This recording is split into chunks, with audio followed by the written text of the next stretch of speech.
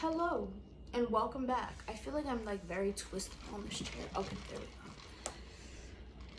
So you guys, today I'm doing another story time video for you guys because I was taking an Uber today, and I take Uber a lot, but today especially I was thinking back to this one specific time that actually happened, I think last year, like towards way before like COVID really came, like was like on its highest level. And so yeah, so just get cozy, get yourself some coffee or some tea or a snack, pull up a chair and let's chat, okay?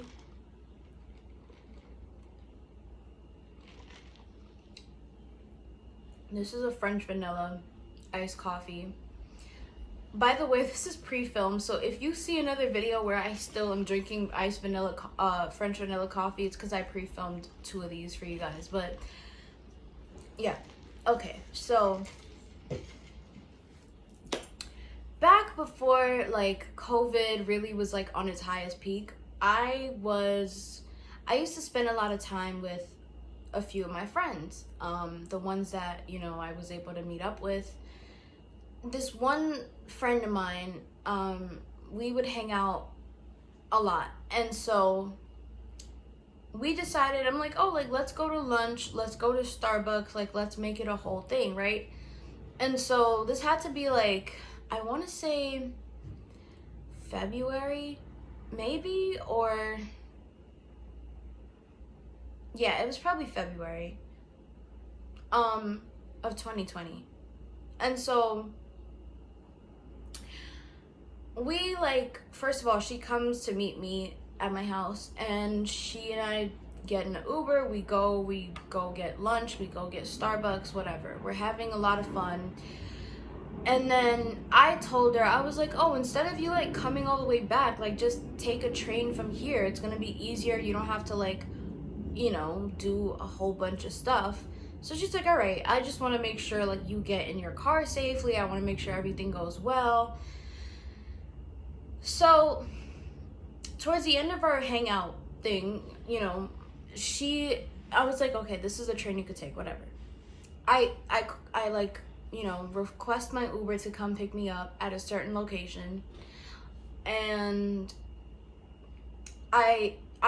she's like helping me get to the car. I have my cane. But where my Uber driver parked was not in the safest place ever. Because, first of all, it's really, really dangerous. And so my friend was very concerned. And she was like, this dude didn't even park safely. Like, he just literally parked in the middle of the street, you guys. Parked in the middle of the street.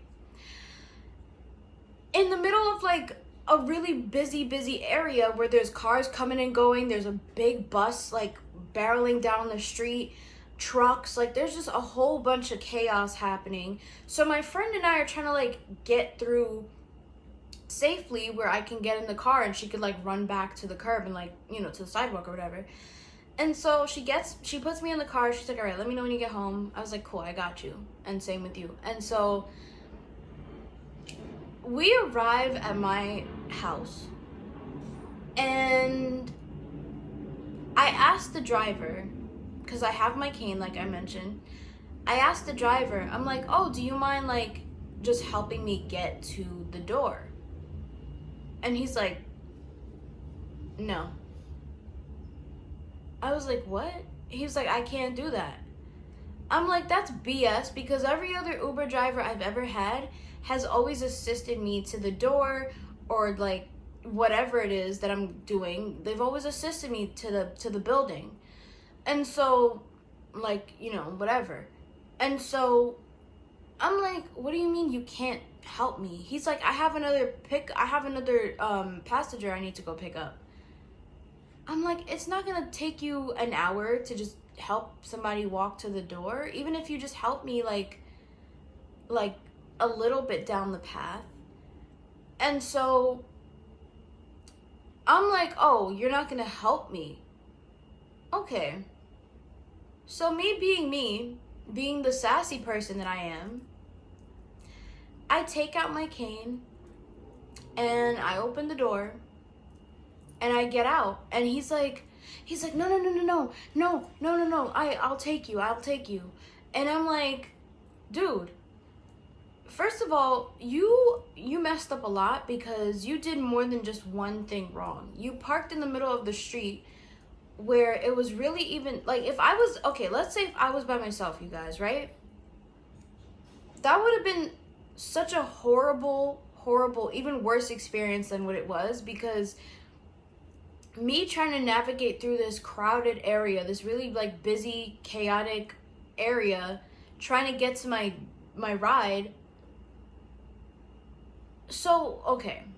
So I get to the door and I go in my house and whatever. And then I'm like, you know what? I tell my friend, I'm like, yo, I'm home. I'm good. He was just being like just a jerk overall. Like, he didn't want to help me. And she was like, that's really messed up. Like, that's not even right.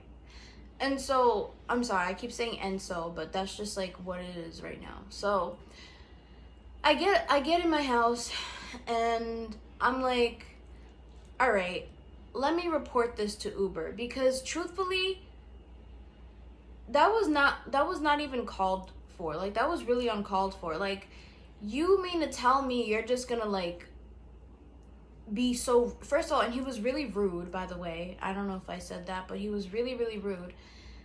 And so I reported to Uber. You guys want to know what Uber said to me? Coffee break for this one.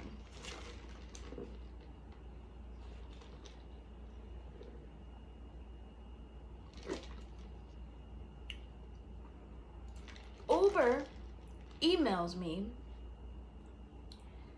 and says, we're sorry about your experience. We can give you a $5 credit for your next ride, or we can give you a refund for your trip.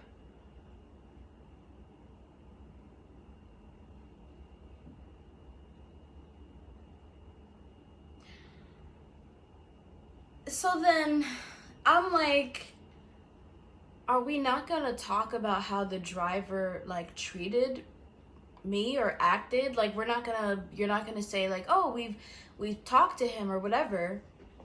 So I think there was a number at the bottom or something. And so I called it because I'm like, I'm not gonna take this. That's ridiculous.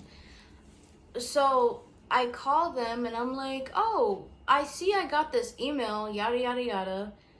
And they're like, so do you not want the $5 credit or do you not want the refund? I'm like, oh, I'm getting my refund. And so then I was like, but are we not going to talk about like this driver? Like, I've never had an experience like that before, you guys. Every single time I've taken Lyft or Uber, the drivers have always been at least a little bit accommodating. I've had really good drivers who have literally waited for me to get like one time I had one who was taking me to the salon because I wanted to get my hair done. And where he parked was like not exactly where the salon is. And so I was like, oh, like this isn't it, because I know like the way the salon is like laid out and stuff. And I was like, oh, like this is the wrong salon. And he was like, oh, okay.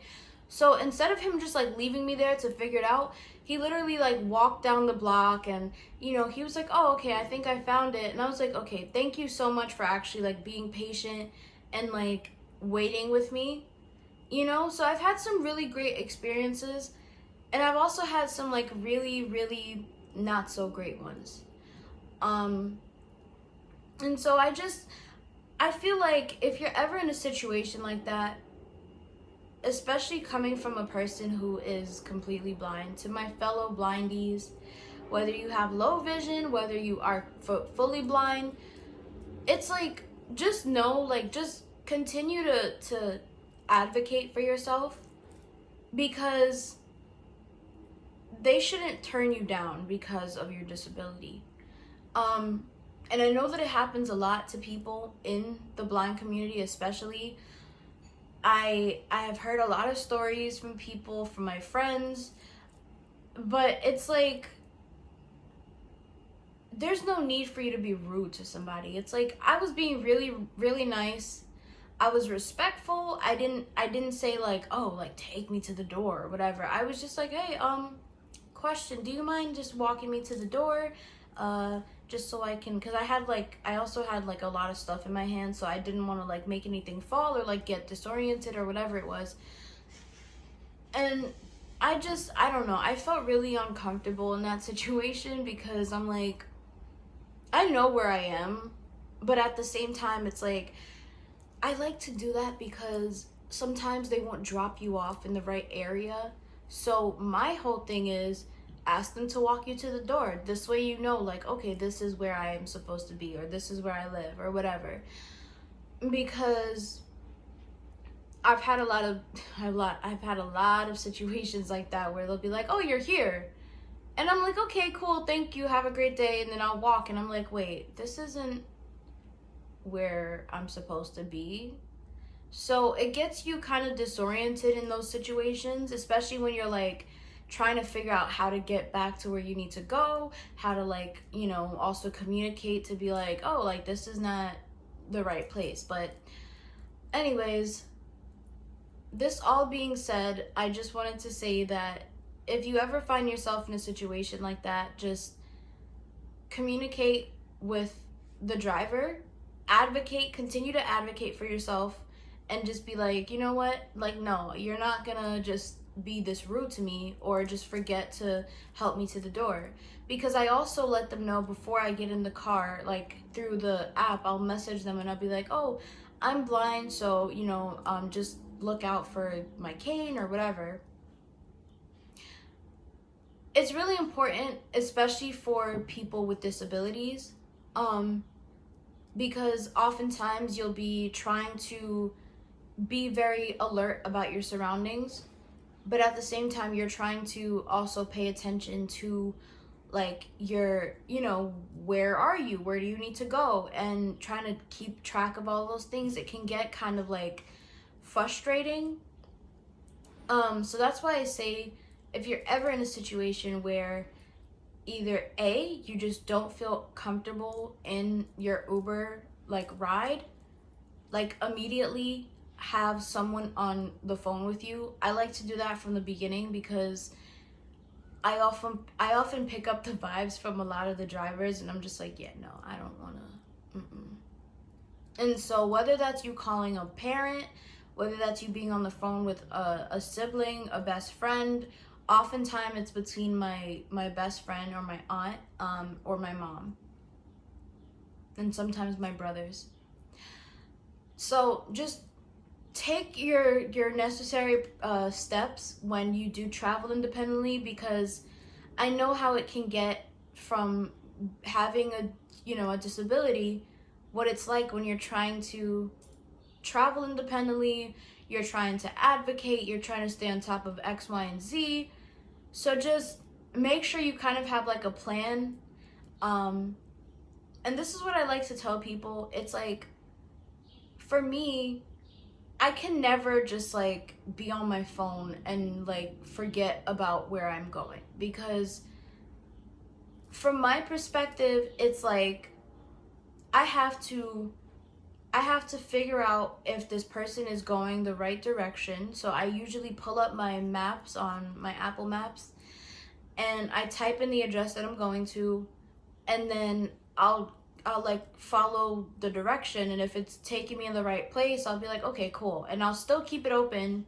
And I usually have one headphone in, like low volume, and I'll be listening out for anything that I need to pay attention to. And also just texting my family if I do feel uncomfortable, being like, also I share my location with pretty much my mom and my brothers, just so they know like this is where I am, and they can follow along if they need to.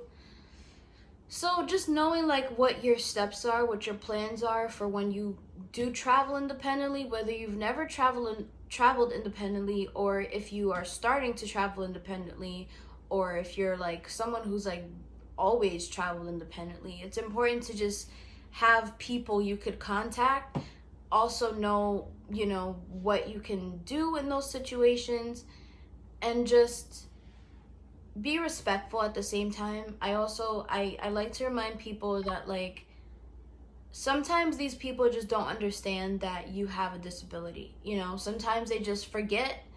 And so just be respectful, take your time if you need to, but also don't like completely forget about your surroundings. Stay alert, stay like just continue to be, you know, be alert about what's going on around you, what's happening. And yeah. So thank you guys so much for watching this story time. If you guys want to hear any of my other experiences with traveling independently or anything else that you want to see, be sure to comment down below and let me know. And I'll see you next time. I'm going to go take a nap, you guys. I'm tired. Bye.